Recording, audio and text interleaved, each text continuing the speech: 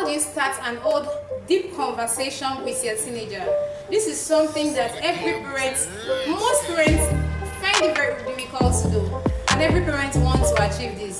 But at the end of the day, they just get their teenager giving them response of, "Oh, I'm fine, oh, it's nothing, no problem," and all that. They do not get to have this deep conversation with their teenager, to get their teenager to open up, to talk to them, to go deep in their relationship with their teenager. They do not achieve it. So in this video today, I'm going to share with you tips on how you can start an old, open and intimate conversation, deep conversation with your child or your teenager. So this is it. The first thing you have to do is to share your brief story. Share your brief story. You want to talk about something you want to discuss with your teenager, or you want to just spend some time having deep conversation, any random deep conversation with your teenager. Share your own brief story of your life as a teenager, or even of your life as an adult. And it shouldn't be something on the surface level, because you're talking about having deep conversation with your teenager. Don't share stories about your life on the surface level. Go deep and open up. Talk to them about it. And if there is a particular topic you want to discuss, there is a particular area of your teen's life you want to discuss, and you want an open and deep conversation with your teenager, make sure you share stories related to that. Maybe you might not have exact stories related to that, but your friends or your sisters or brother who your teenager respects have such story. You can borrow it. Pick up stories like that. Oh, do you know something happened to your aunt or your uncle?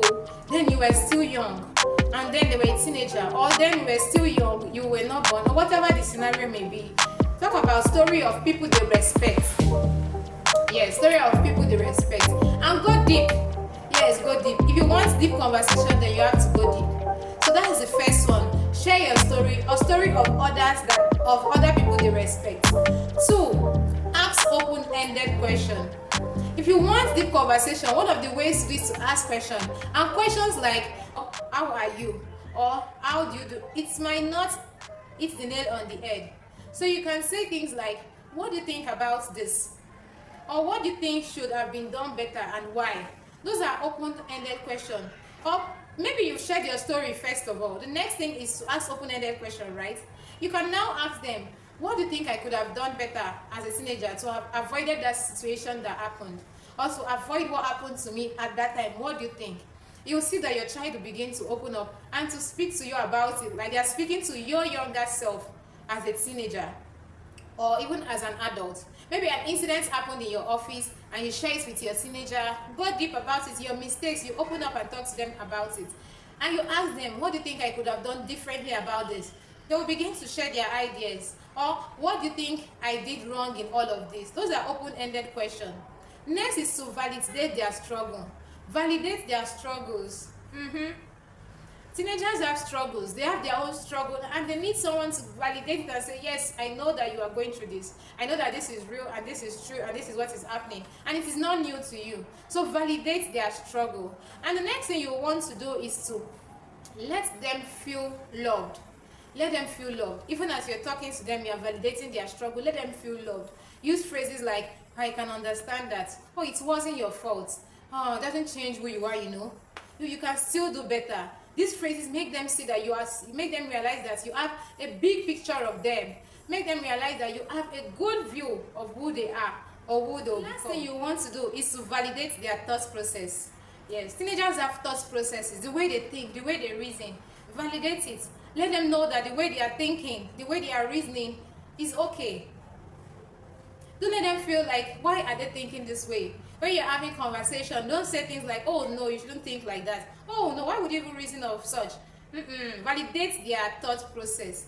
Let them know that their thought process is okay. Because teenagers struggle with this. Or is it the way I'm thinking? They begin to say to themselves, "Is it the way I'm thinking? Or is there something wrong with my reasoning?" Those are struggles of teenagers. They have their struggles.